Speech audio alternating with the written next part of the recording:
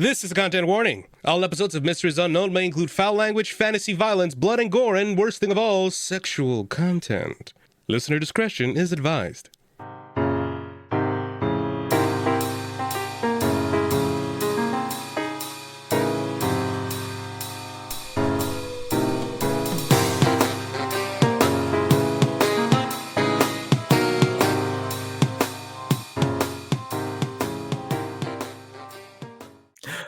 All right. So you all eventually drift off to sleep. Codi, Yeah. you open your eyes. You're back in that mirrorverse. You're seeing all the mirrors, all the memories through your mirrors as they kind of matrix style pass back and forth. It stops on one. And to your surprise, it's a good memory. Before the divorce, before your dad became the man he was now, there was a time when he wasn't as bad as you would have thought he was. And it's showing you hand in hand as a little girl with your parents going to see the Nutcracker ballet. What's kind of the thought process going through your head as you're watching this? Probably just like a bittersweet, like almost watching a family video. You know, you kind of just tuck up, hug your knees, just chin on her knees, just watching, small smile, just sad. But at the same point, like, this is warm. This is her past. This was before everything went down. Kind of a weird comfort, I guess. Do you put your hand on the mirror? Probably at some point. So I'll say, while you're watching this, you put your hand on the mirror, and you just feel as you're sucked into it, and you're now standing in this memory as you're watching everything around. Even if you don't move, your it's like the memory moves with you, moves for you, as you and your parent, little girl, you and your parents go and sit down, and you're watching this Nutcracker play.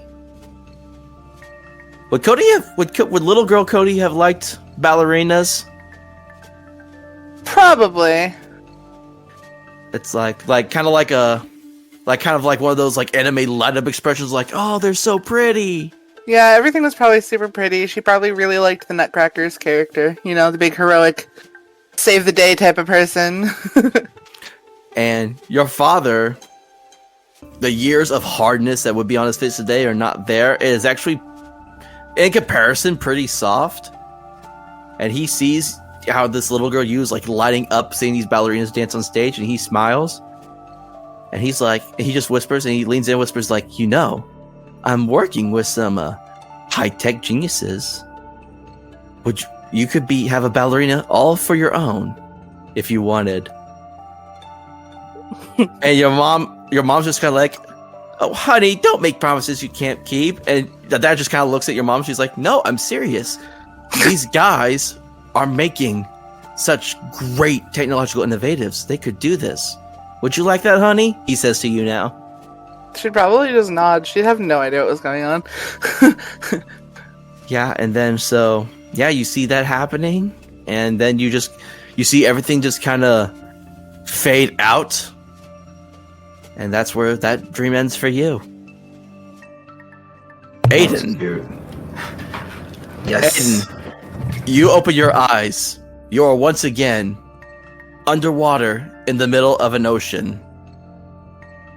And this time I'm a little more like, I'm not just waiting. Like, I'm like, looking around, I'm eyeing the place, like trying to see what I can see.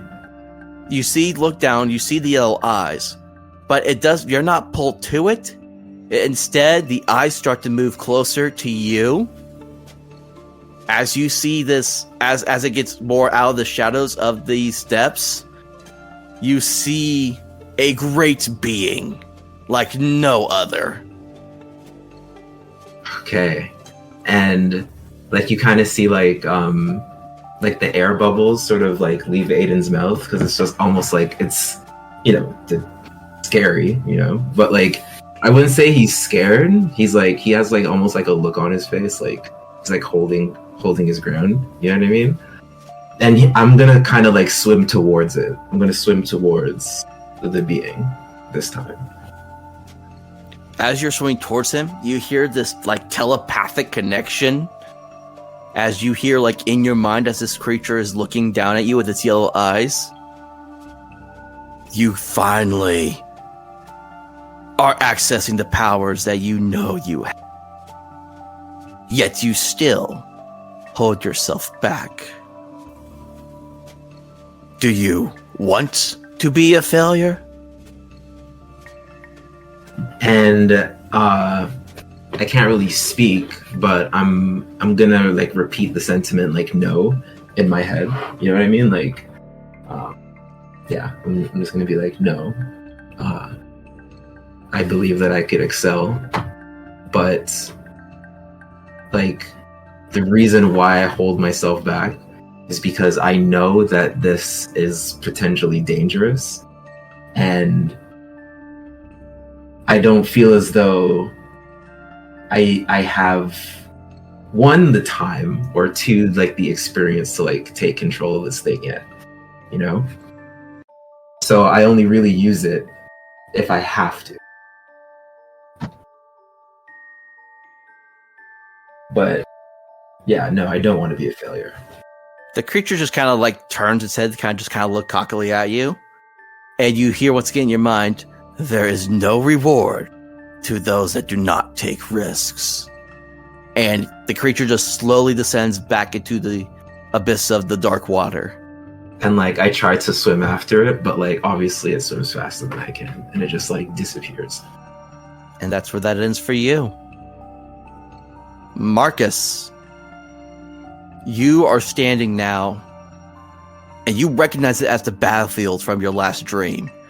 But it's not war-torn, there's no bodies. It's almost like a springtime setting. You're still in your samurai garb. Muramasu is in your hand. And not far away, under a cherry blossom tree, you see... I'm trying to think of like an old like samurai mentor of some sort, but names are escaping me right now. So I'll have to think about this. So you see like one of those like old school, almost Confucius looking samurai mentor as he sits under this blossom tree, and there's like a tea tray set right in front of him.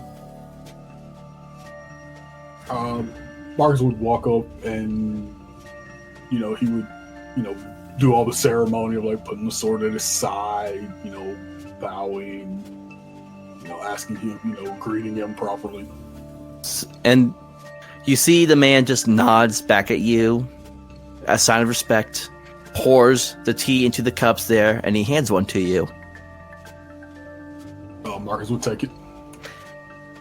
And as he puts the cup in your hand, so he's like, "So you finally unsheathed the demon blade." Yes.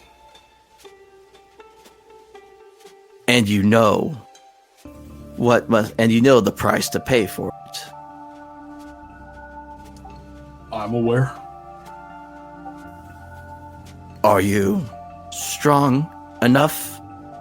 Worthy enough? I am. And what of your friends?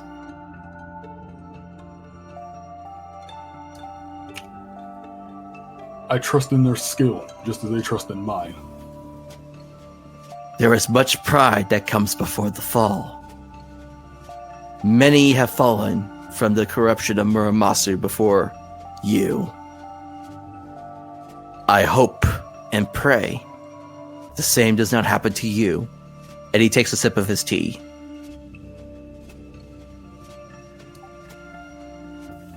Marcus would also take a sip. And the dream is just basically the rest of you just sitting there drinking the tea. and you all wake up the next day. Cody, a lot more like bubbly than normal. I'm going to say for this time, we're going to do a montage downtime. Ooh. Ooh, Yeah. okay, nice. Makes sense. And the yeah. bonus is you guys will have her whole mansion, so you could probably find anything you need here somehow. I have the montage moves. I Yeah, have, I'm just poking onto my PDF that I can look Roll at. 20 thing because I have it on there too. I'll go ahead and read it out for everyone, just so that way everyone knows. So for the downtime, you can pick one thing to do during this downtime.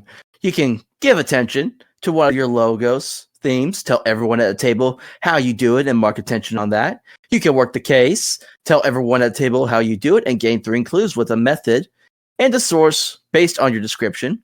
Or you can explore your mythos, tell everyone at the table which mystery you explore and how you do it. You get 1 clue with a method and a source based on your description and mark attention on the mystery's theme. You can also prepare for your next activity, which again, tell everyone how you do it. And you can recover all your burnt power tags or gain 3 juice with a method based on your description. And the last thing you can do is recover from your last activity, which is basically recovering from any hurt statuses you have.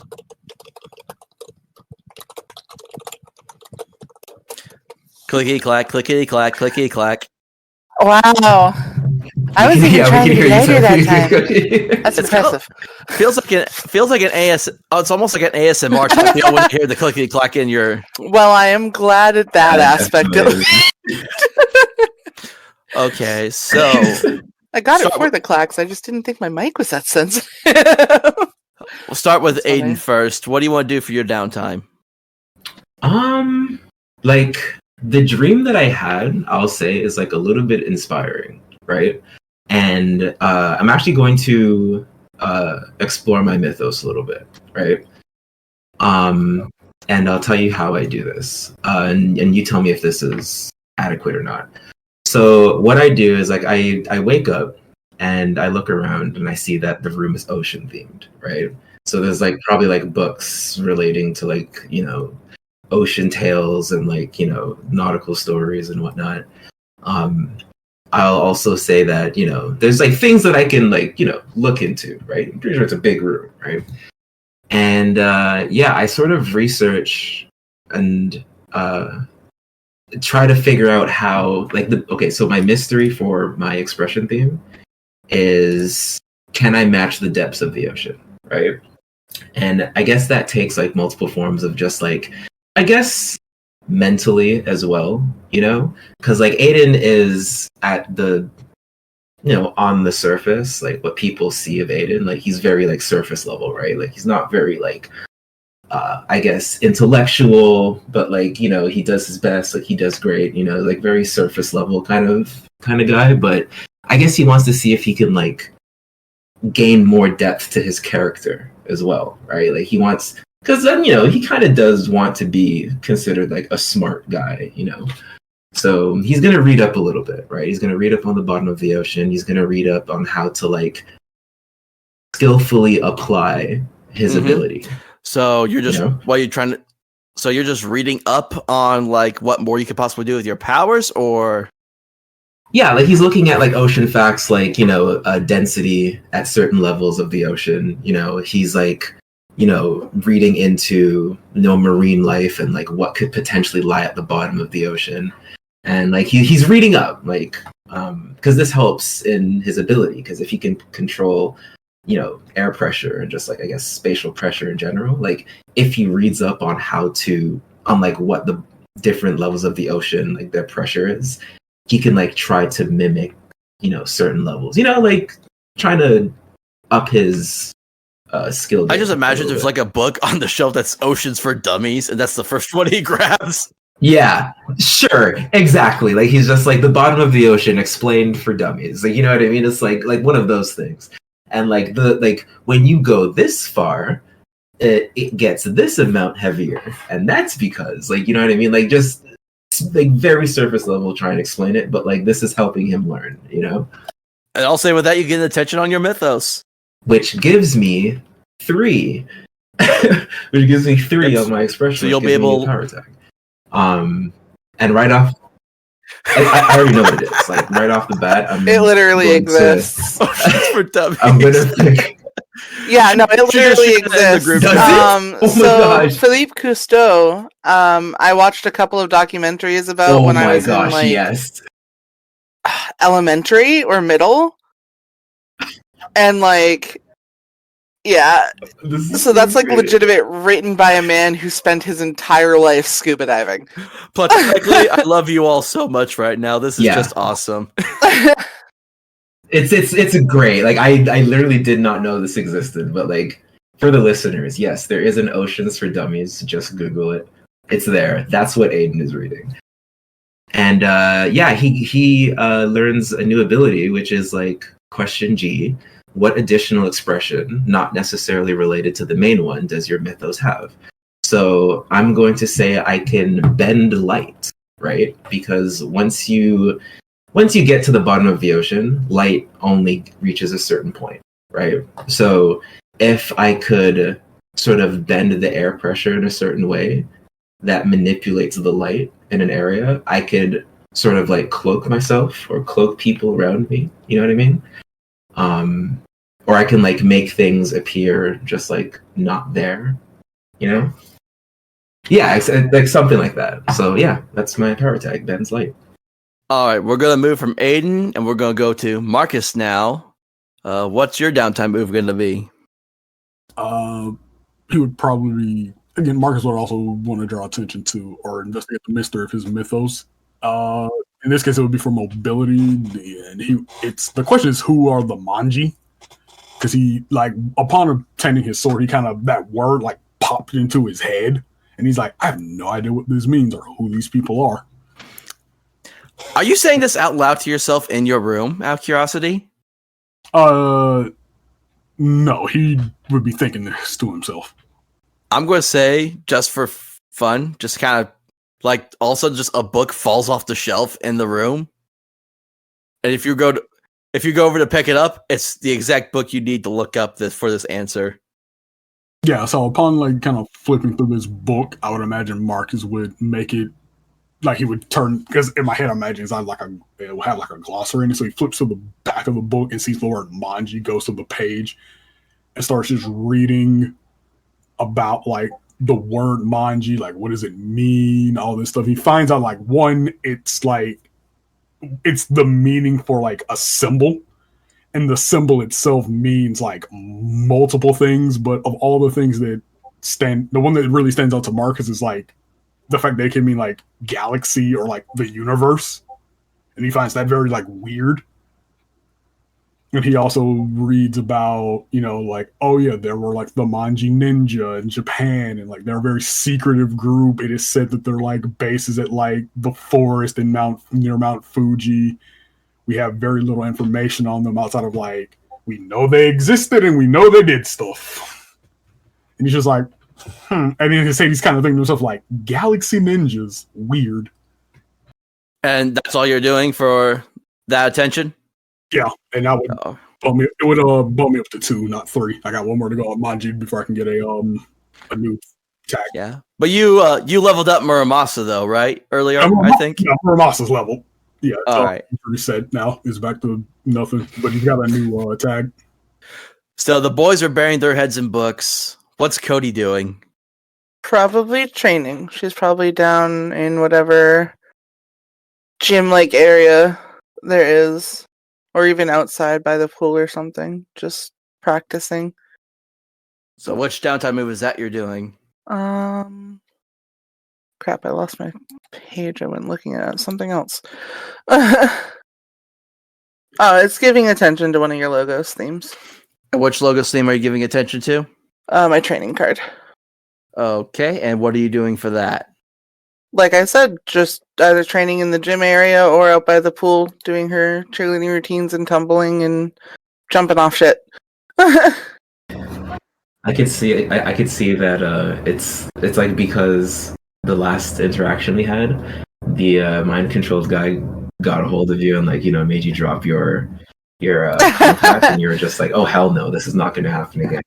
First of all, he thought that he could like put his hands on me. That's fucked up. That's not happening again. And you like have your training on. Well, she's not a punchy person. She's definitely very much the athletic, high flyer type of gotta be fast, gotta be quick.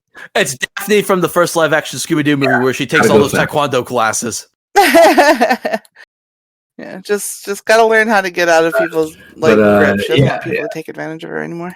What's your workout outfit you're wearing? I'm curious to know.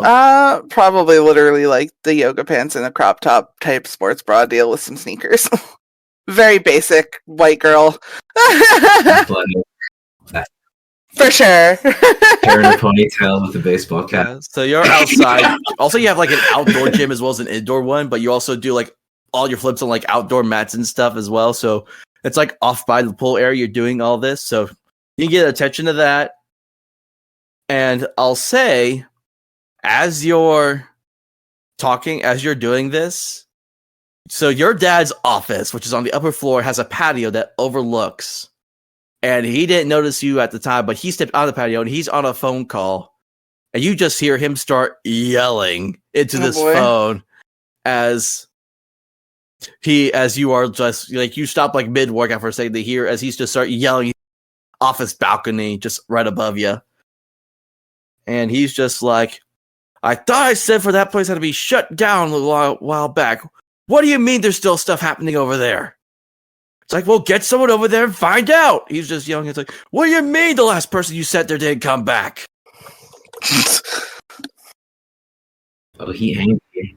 Well, I don't care how much money you gotta spend. I got the budget. Figure it out. And he just walks back and slams the balcony door behind him. Angry. He angry.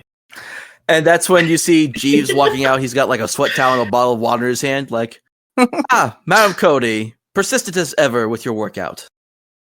Yeah. After yesterday, I needed to let it off and just, yeah.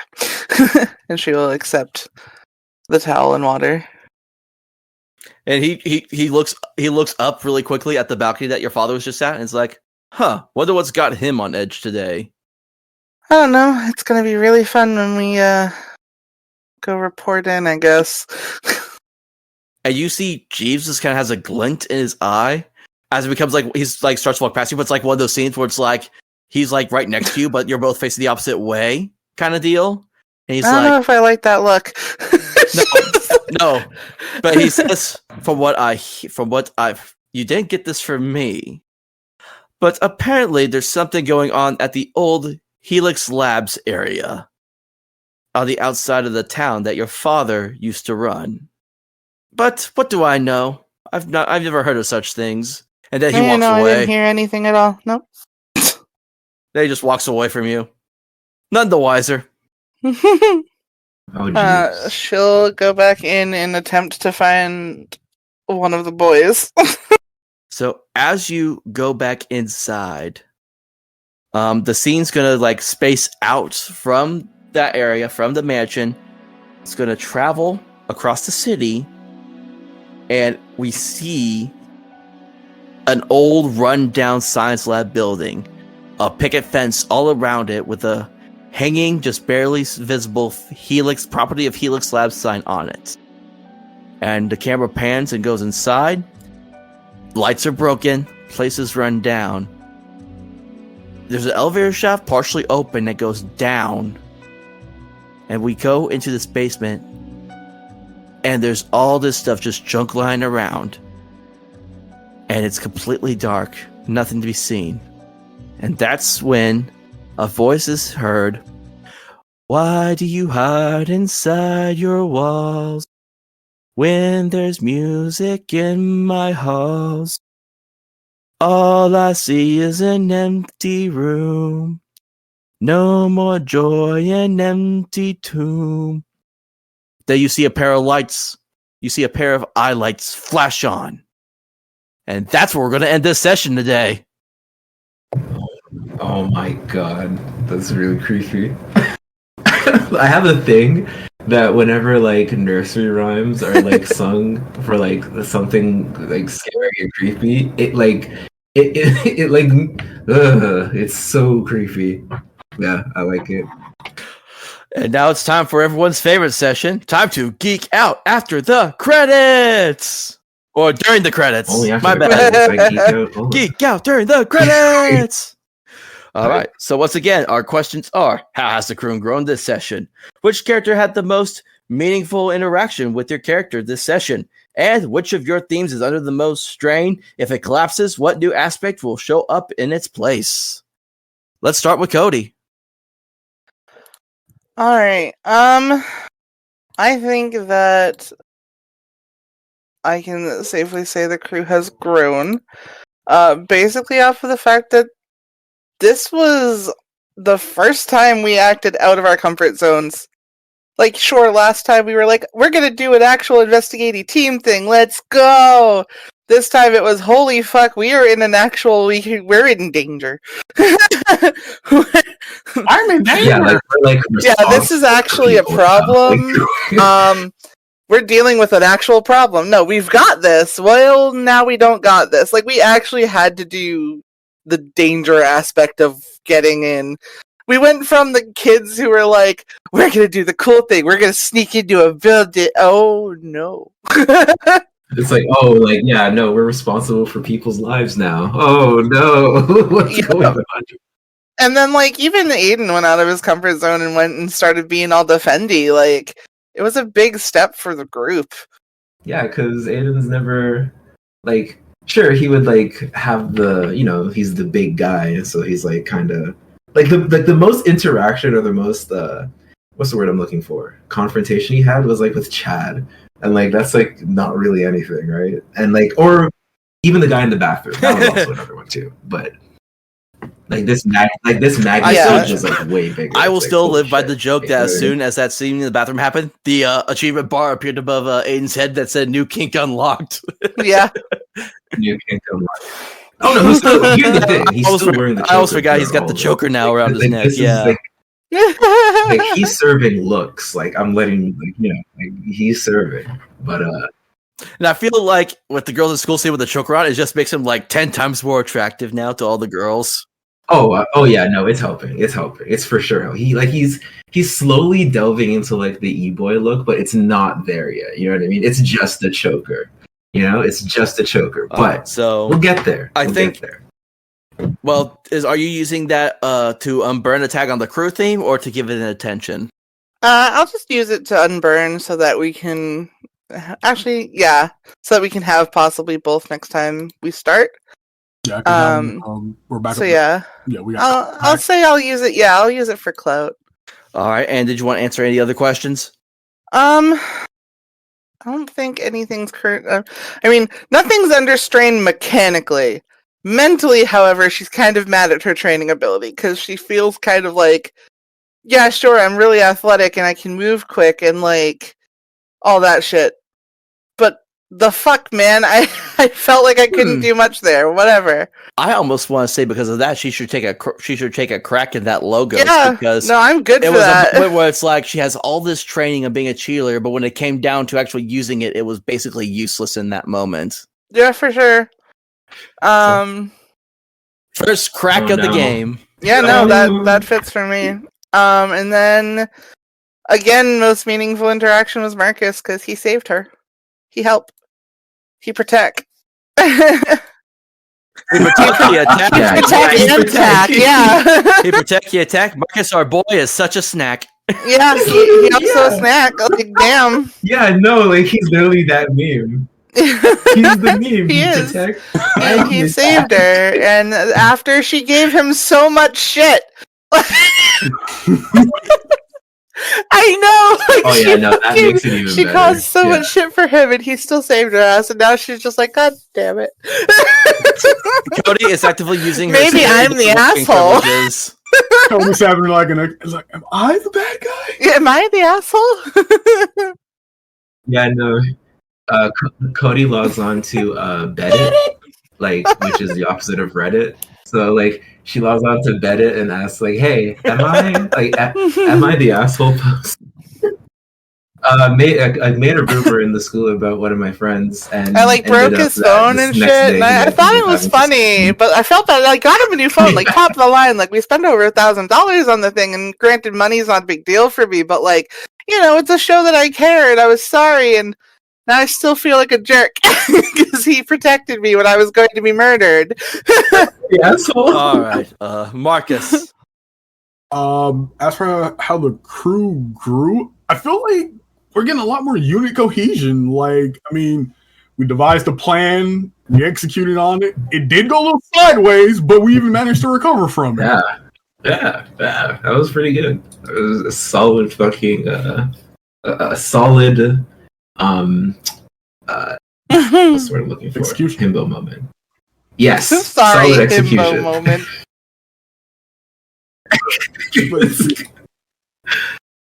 It doesn't just stop in game; it's in real life too. So yeah, I would just definitely say animated. putting in attention because all the crew tags are unburnt now. So just drawing in attention to our crew theme as a whole. And as for most meaningful interaction, oh man, that's a little tough because I feel like I helped both of you equally. You did. Because in the case of Codi, I mean, like she got tackled, Marcus cut the guy, and then in the case of Aidan, like he was mentally locked in, and then here comes Marcus, like on his pogo sword. Yeah, Doing, doing. Fucking dudes. Oh, that's a tough Yeah. one. You gotta pick one or the other. You can't have both of them. I can't have both. I mean, I guess I'll give it to Aidan because like Codi was sneaking around, so aside from getting tackled, she wasn't in like immediate danger. That was like towards the very like end. So probably Aidan, just like my friend is like staring this like guy down. I need to help him. Yeah, even Cody was just like, "Can we go back to the bus where it's safe now?" Okay. Yeah, I completely ignored her. It was he was in the zone. All right. Yeah. And do you have anything about themes being under strain at all? No, none of my themes are actually under strain. They're all good. Yeah, Marcus has been able to kind of keep it together for the most part right now, so which I'm surprised at. I'm expecting him to fail on a roll with Muramasu, and that Bloodlust is just going to let him like go all out with no regard for who's around him at some point. All right, Aidan. Yeah, this is a hard one because I will say that the crew did grow, but it's for the exact same reasons that Marcus said, right? We executed a great plan. We actually improvised me going into like infiltrating their ranks, and then they pulled up, they saw what was going down, created the distraction, got everybody crowded onto the bus. Great plan. The most meaningful interaction, again, I would say with Marcus. Like, he came in and like not only did he break the mental hold on the other students, and like he kind of like snapped me out of my my Angie moment. And I was going to say if I didn't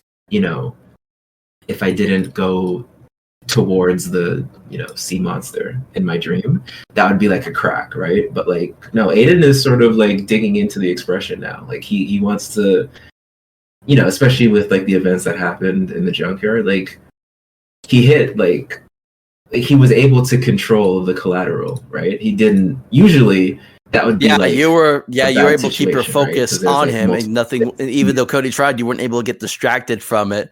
So, because what I was going to have happen was if you had failed that roll and Cody was able to distract you, every now and then I'll do a roll for an NPC. So I would have rolled for the NPC to see like that moment that you got distracted if he would have broken out from that hole for now. And I was going to have him try to infect Aidan if he was able to break out. Yeah, no, for sure. Like it was almost like a perfect like situation where like there were numerous innocent people there, and he used his ability and was able to like keep it directly on his target. And he hasn't. I will even say that that's the first time that he was able to do that, right? Because it was almost like a moment of mental clarity for like whatever reason, right? So, I don't know. I don't think I have anything to geek out on, but I will say that when I was driving the students back, the little like inspiring speech that I give them, would that sort of work towards an attention on my personality? I will say, because you did save these students and then you got made sure they all got back safe, I will allow an attention on that theme. I will allow that.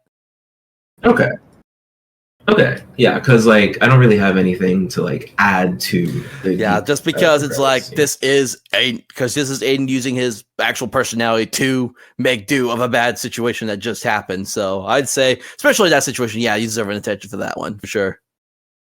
What do you have for the identity on my personality? Because I have head empty, heart full.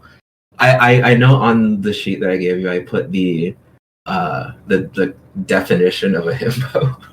But Which theme is this again? I have himbo for your personality. It's just like an attractive. Yeah, exactly. An Yeah, but the attractive identity. yet unintelligent guy. I think you have to. Yeah, so I just put head empty, heart full, which is kind of just like that makes sense. simplified, I guess. Okay, so yeah, I have 2 attention on my himbo theme.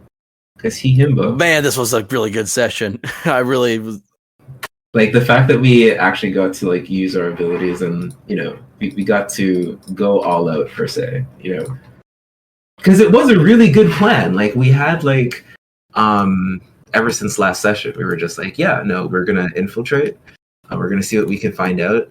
I was going to try and interrogate Victor a little bit more, but those other people came, and if those other people didn't show up that were like crawling on top of the scrap piles, I would have like tried to interrogate him a little bit more. It would have been this thing where like Cody's just like, Aidan, we gotta go, and I'm just like, no, we have to Aidan, we're figure out gonna die. what's going on.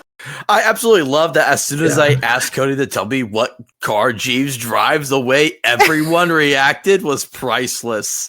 You all lost your collective shit over that. Oh, good though. No, because it's just like Cody's like, how does he know I'm like here? literally. I'm not joking with It's you. like, you always ask Jeeves. I know everything. No, that's where I lost it. Because when he said, remember, ask Jeeves, I'm like, that is great writing. Okay? That right there is great writing. I know. That wasn't even As soon as y'all brought up, like- as Marcus made the joke that he was Jeeves and I went with it, I'm like, I have to do something with this guy now. And I came up with the idea of making him a retired gatekeeper. And that's why he's got the weaponry and then the clothing still. And then I'm like, I need to set up some sort of thing for Jeeves where it's like he knows these guys a little bit more. And that's why I'm like, when Marcus started going in about the childhood incident with Miramasu, that's when I'm like, okay, this would work. I can throw him into this a little bit. I like this whole like fate made them friends That anyway. backstory moment. Yeah, exactly, right? Because Marcus ended up being friends with Cody. That's cool. That's really cool. I do like that. For all we know, And then, Jeeves Jeeves doesn't hooked Aidan sort of up with give the cheap apartment. He just doesn't know that Jeeves did it. Probably. You know what I mean? Like, it's affordable for Aidan's parents. They don't have to worry too much about paying it. Weirdly, the landlord's perfectly fine with late payments as long as it gets in eventually. Like, it's just really weird. Yeah. It's the perfect situation. Yeah, it's all it explains why it like glues it all together. Yep. Jeeves is the glue, he just wanted Cody to have actual friends. Oh my god, that's so and the book falling off the shelf in Marcus's room, that was kind of my hint there's more to this house than there might be kind of deal for the characters. So yeah. Also, the fact that the house is like actively guiding us towards our mythos is like. Well, I think the dreams is just kind of like your mythos or your life's like speaking to you. I don't think it's the house giving you. I don't say it's the house giving you these dreams, but I think the dream sequences are just a cool way to kind of like explore like more your guys' background and your stories and stuff. So that's what I think. Yeah, it's like when the book falls. That's like, oh, the house is like. Well, maybe you should read. There might be mythos interaction too. The house is just a catalyst. But yeah, like the dreams are kind of just like I assume that the way that the mist works is that when you're like asleep, you like sort of open yourself up to being more vulnerable to the mist kind of thing, and it like reveals things to you in your sleep, which is like kind of makes sense. Yeah, it's definitely interesting. Yeah, Yeah. I'm definitely going to be looking forward to next week because I have other stuff I'm going to plan for that one too. So More Cody sleepovers, apparently. Yeah, we have to figure out who Veronica is. yeah, and there was that hit that, and then there was that Yeah. weird clue that Jeeves gave Cody. So Yeah, trust me, that's why she toddled in to go find one of the boys. She's gonna just be like, maybe we don't talk to my dad and we go figure this out. You know what? Dad's I'm angry. gonna I don't say want to talk that, to him right now. just to give you more stuff to play with, Hunter. Previous rendition of Cody was that his dad works, her parents. or his parents, both of his parents work at You said Cody. his parents. Wait, both of his. Oh, You're not sorry, me. I meant Aidan. Sorry. So yeah, that has been I saying the mixed up names now. too. But Aidan's, yeah, it just happened. Aidan's parents work at Helix Labs, so Oh, that maybe is, that's the link you they're, have, they're Cody. like science. So here's the thing: is there is an actual like new Helix Lab facility in the city, but on the actual like City Mist map, and part of this game, there is a rundown like unused like Helix Lab facility that's no longer in use. So, and that's the one. That's the one that Jeeves told Cody about, was this awesome. unused one. It's on the edge of the town. So, and I'll throw this out there: if any of you can figure out what where I got that little nursery rhyme from, I will give you a +2 on a roll of your choosing if you can figure it out. I was trying to figure it out. Ballora song. I was from trying to Five figure it Nights. out. Or security sister location. Sorry, not security breach. Yes, it is. He's so. Is it? Oh so- my god, that was good. I also have didn't to think say I was going to Five get that one. So the fact that you got Devil, I'm letting you have a 2 on one of your rolls for the next game, next session. Valid. Valid. I was gonna say Ring Around the Rosie, but it's kind of like Ring Around the Rosie. Yeah, Ballora, ballerinas, hint, hint. Oh God, Um, I never did get that toy for Christmas. No, I'm kidding. Oh, I had another thought and I just completely lost it now. What was I going to talk about? And the fact that every session so far, the first roll has always been Snake Eyes. Yeah, it literally has to be. Like, okay, something has to be. Like, there has to be some sort of like connection with like the recording and the dice roller. You know what I mean? Because it's just like some sort of weird glitch. Because it's just like whenever you start recording and then use the first roll of the dice roller, it like the programming just messes up, makes it up. It's also the fact that you passed your curse on to Cheshire, Javii. You gave her your curse. Next Yeah, session, yeah. Marcus rolls first, and I swear to Yeah. God, if he doesn't roll Snake Eyes, I am leaving. I'm done. Goodbye. if he's the one that does the first roll is the question. So True. It's always on the first roll. it's like so I'm just going to roll say, first, all right, guys. everyone roll this, and everyone's just going to nope. Not me. Yeah. Just imagine if you all had a roll Honestly. if you all had to do a simultaneous roll, and you all got Snake Eyes on your first roll. We all hesitate with our hand over the enter button, like who's gonna push it first. You push a button, the self-destructs, you all die. The end. See, I don't mind. Yep. See, I mentioned this before, but like the character that Aidan is, if he fails like an action, it kind of just like defaults him. It's like, oh well, it's Aidan. Of course he didn't. Of course he failed that. You know what I mean? Like it helps. It cushions the blow that Aidan is sort of let's say. It's also the mentally fact that void, you, Javii, like you got the Snake Eyes first for the first 2 sessions, and then Cheshire just happened to be the one to roll first, and she got it instead. I think was also the hilarious part. Yep. Exactly. Because it reflexively, the next roll after the Snake Eyes is always like a 10 and up. Like it's just like yin and yang. You know what I mean? You got the perfect 12 on a flat roll. Like that 12. I hate it here. on that one. It's like, oh my word. And then I rolled the double sixes with the +2, Oh, the wow. 14. God, that's like the highest roll I'm ever gonna get in this campaign. All right. So I think with that being said, while we have ended one mystery, many more questions must still remain. What happened to Victor after our party left? Where is Veronica? What is Mr. Hollowell hiding? And what else can we possibly ask Jeeves? Find out next time on the next session of V is for Going Viral.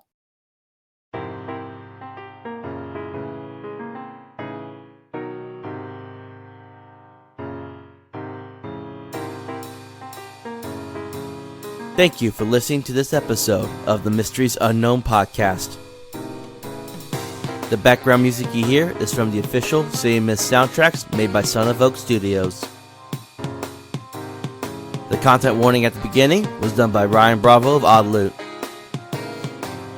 Any other characters and content mentioned on here belong to the rightful creators and owners. My name is Hunter the MC, and join me next time as we investigate the City of Mist.